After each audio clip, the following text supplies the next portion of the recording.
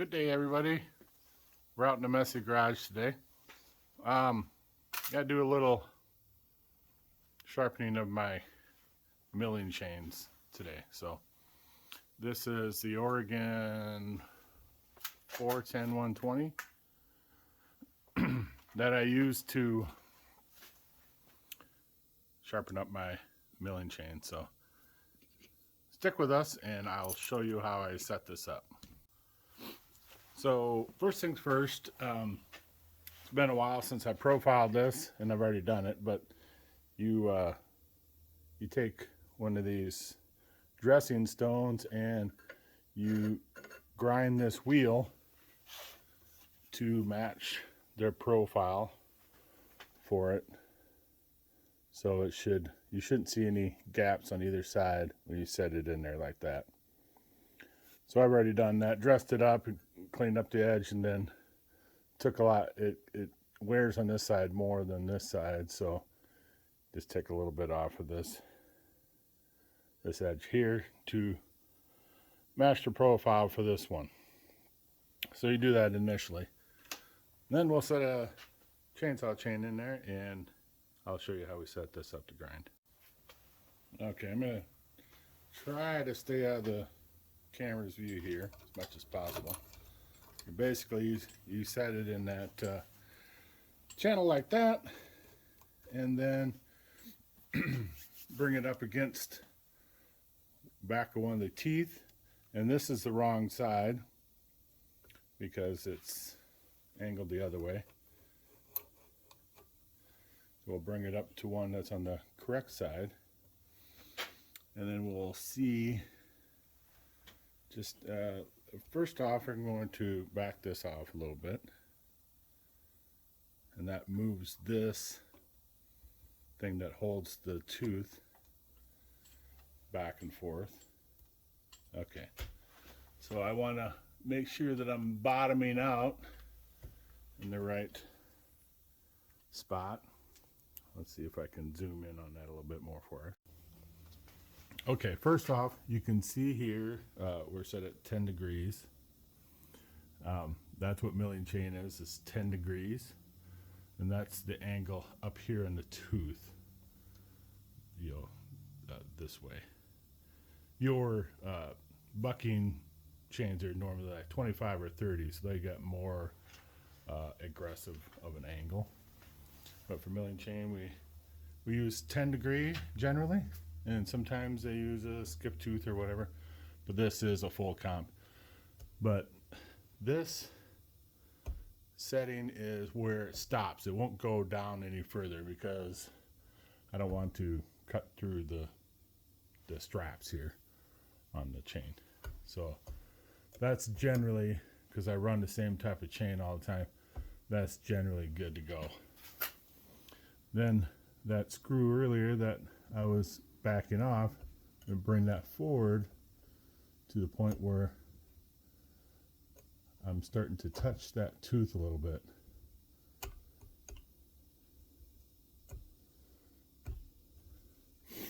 And of course, when you're grinding, you bring this lever forward and that locks it so it won't move either way. So we're pretty close there, but I'm going to go just a little bit more.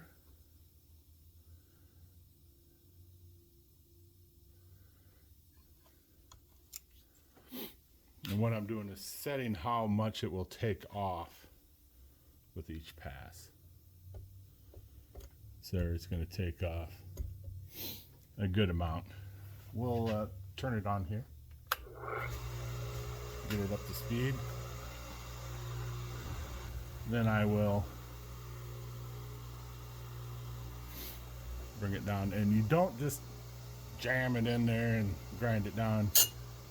You touch it.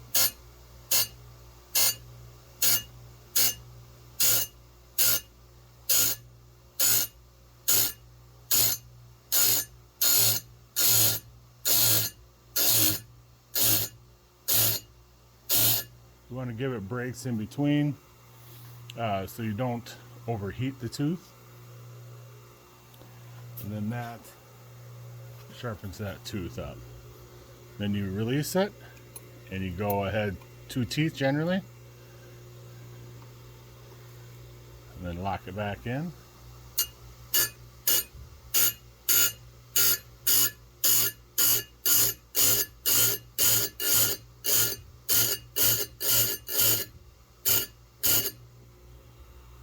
Now, why do I use this instead of just a file? Because my hand filing is not consistent enough, and I only use this for my milling chain.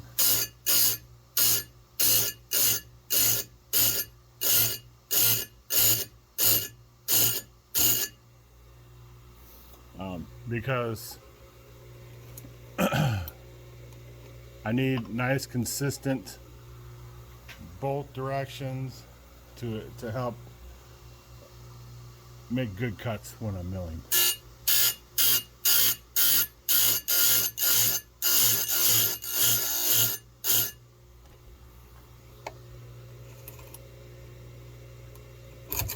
And you can, of course, mark the. I'm gonna move this guy over a little bit. You can mark your first tooth so you know where you start, where you end, but generally you can tell pretty easily.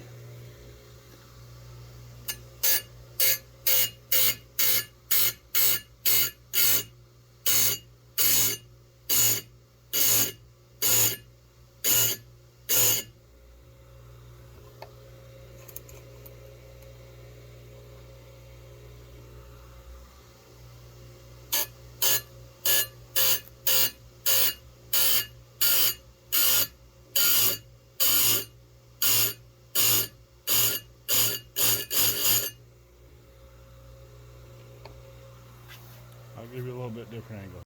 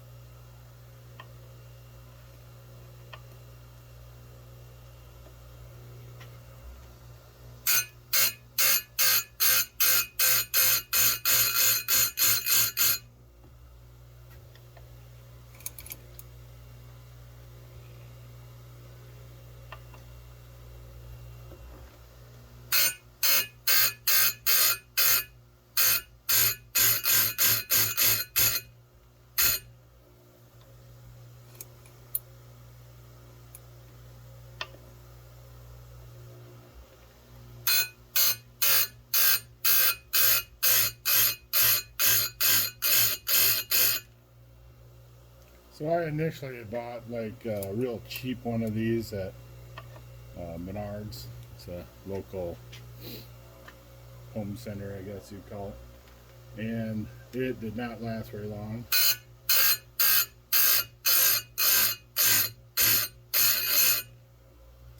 It was the Forester brand. And then I did like, and it wasn't quite as tight as this one either, but I did like the consistency of it, but you really had to take your time with it too.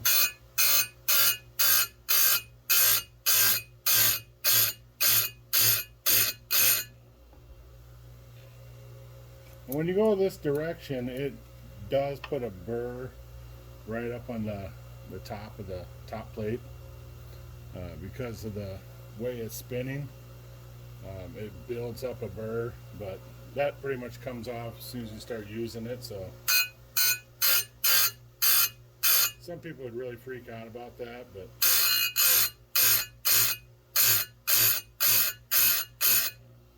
you know, it's sharp. That's the main thing. It's sharp and it's consistent. But it does have to be off your saw in order to use this. So for the chain that I use for cutting wood, I don't generally use this because you have to take it off of the bar. And normally you just want a quick touch of it. So I used to hand file those, but then Chris in the wood yard showed his Dremel technique, and that's what I use now.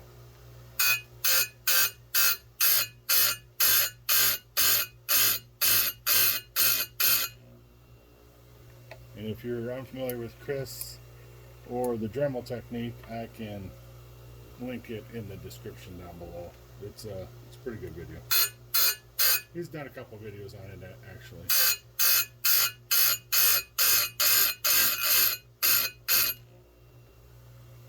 But for my milling chain, this is definitely my preferred method.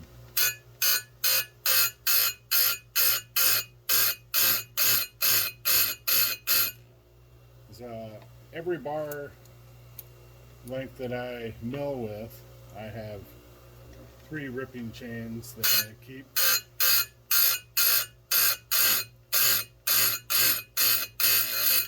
And then I just sharpen them all up at the same time before I go to do some milling, and that way they're ready to go.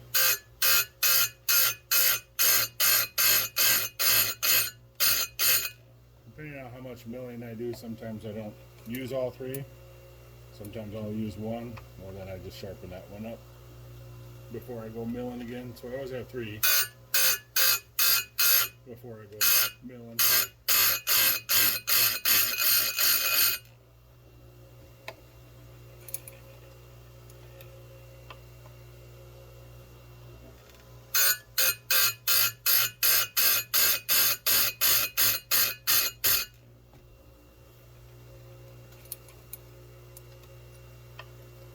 This is a good rainy day or cold day activity.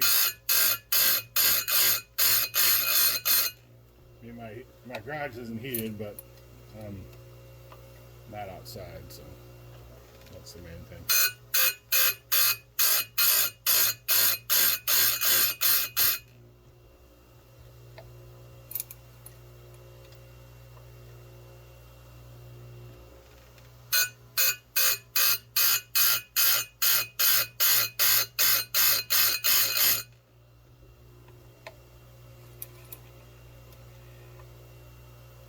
And this is the last one on this side. So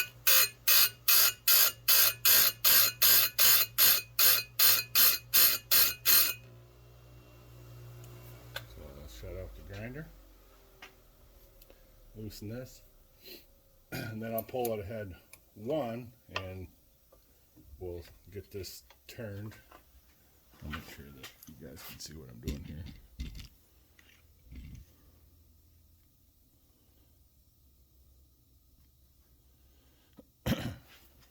Alright, there's a little knob down here.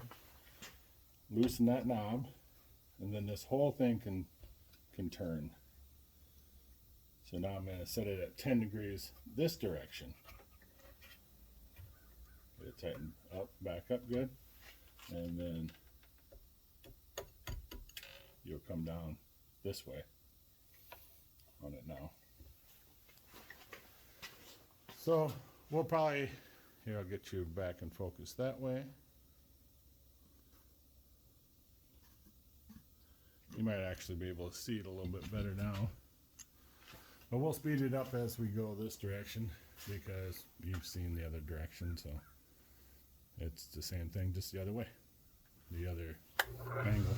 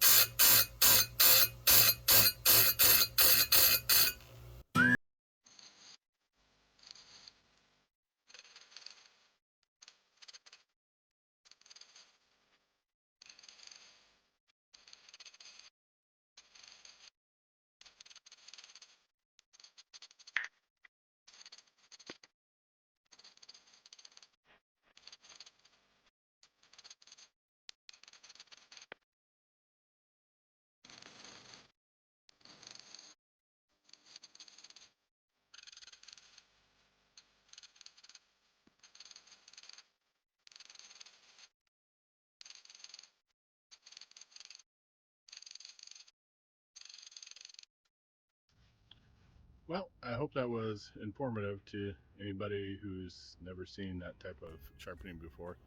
And like I said before, I don't use that for just my bucking and regular saw, chainsaw chain.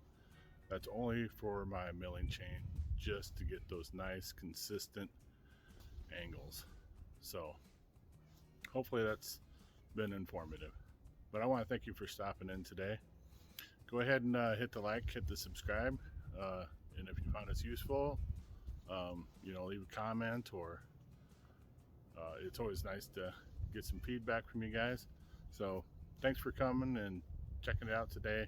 Until next time, be safe, brothers and sisters.